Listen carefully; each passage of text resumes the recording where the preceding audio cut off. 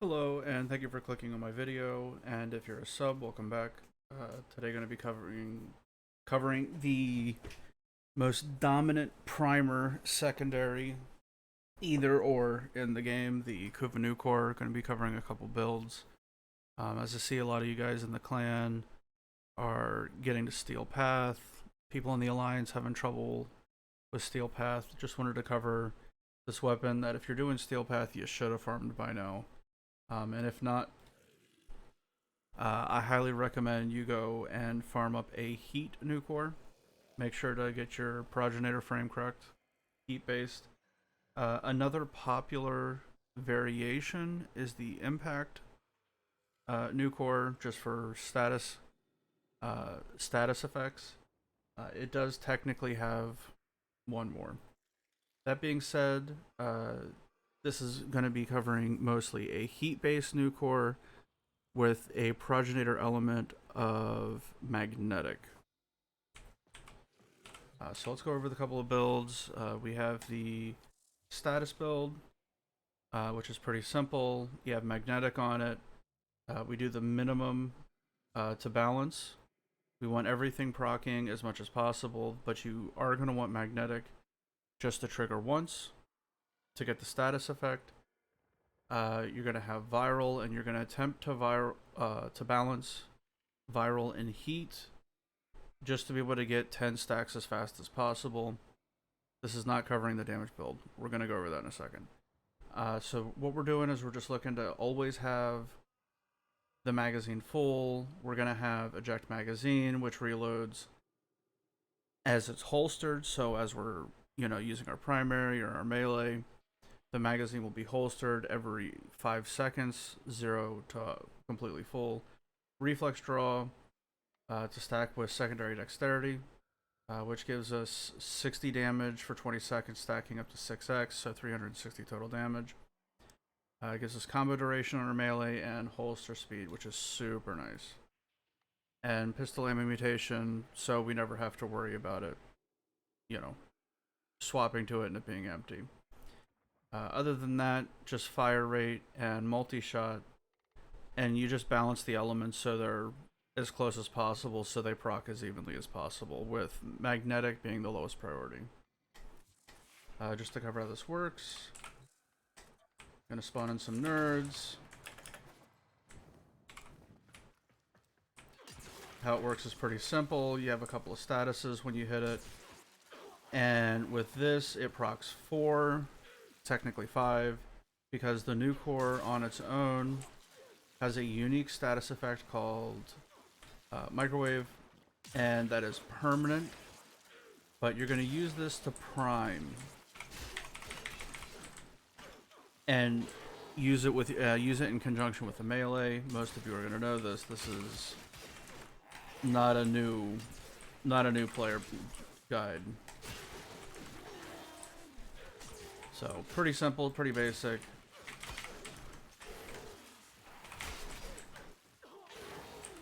Yeah, most of you guys are gonna know this, but just wanted to cover what the standard build is.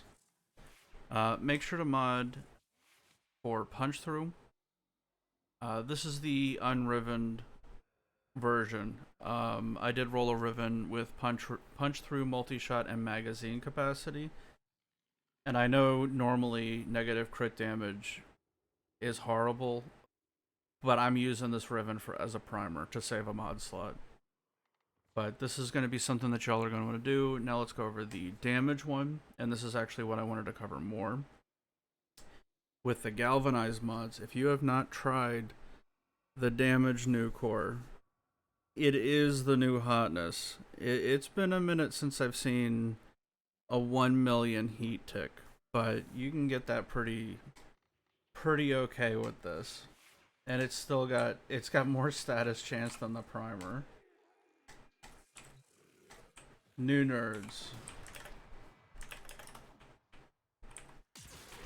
So we're just gonna prime. Let's get some stacks.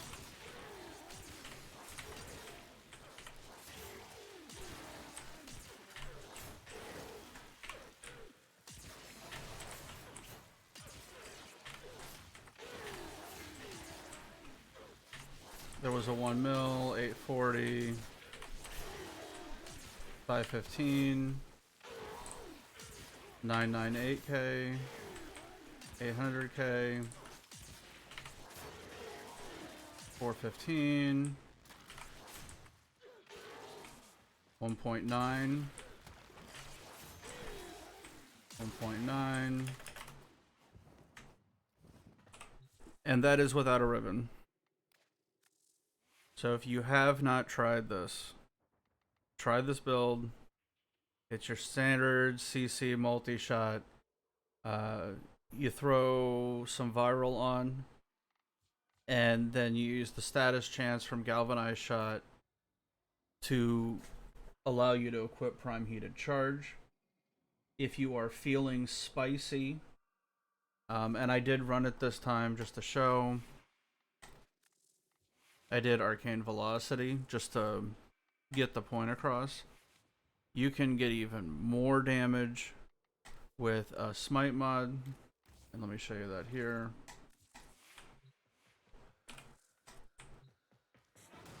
If you think 2 mil heat ticks is weak damage.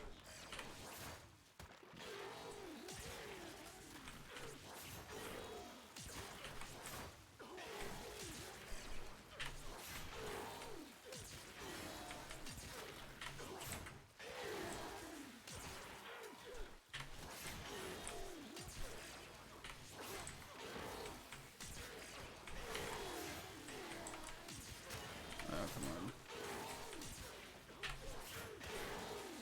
2.2. Okay, they're just dying too fast now. But anyway, if you haven't tried that, try that. I am honestly, with as much damage as it has, I am completely fine with using Lethal Torrent.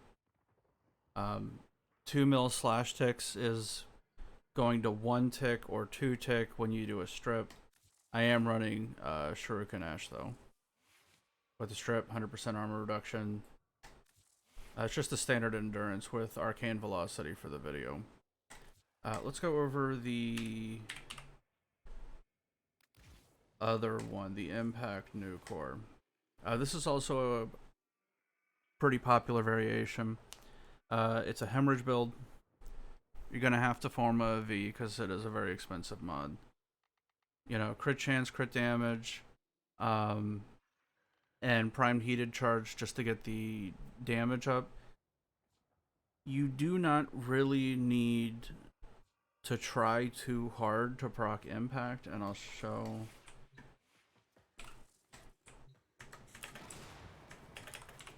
Why? Because you're technically using it as a primer. If you look, there's a slash proc on there already. And you're doing the crit chance and the crit damage for maybe like a heat inherit build. It's up to you. You got options. Most of the people that are going to be watching my videos know about heat inherit builds. Heat inherit builds if you're looking up something like this.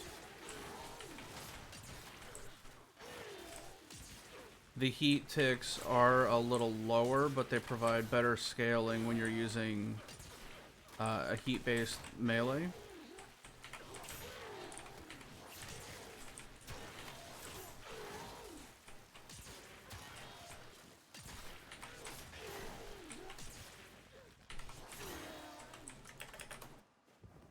But technically it is one more status. To be honest, for me, and it is entirely personal preference, if you want as many statuses that you can get, go with the impact. With the hemorrhage, it just straight up gives you more. But in my eyes, though impact slash does do more status effects, I find myself rarely modding for magnetic elsewhere in my build. So I would say go with the magnetic and just enjoy the status build. So, I mean, you saw what the status build does and the crit chance build. The damage is almost the same. I mean, when you do the crit chance build, it's massive, massive heat procs.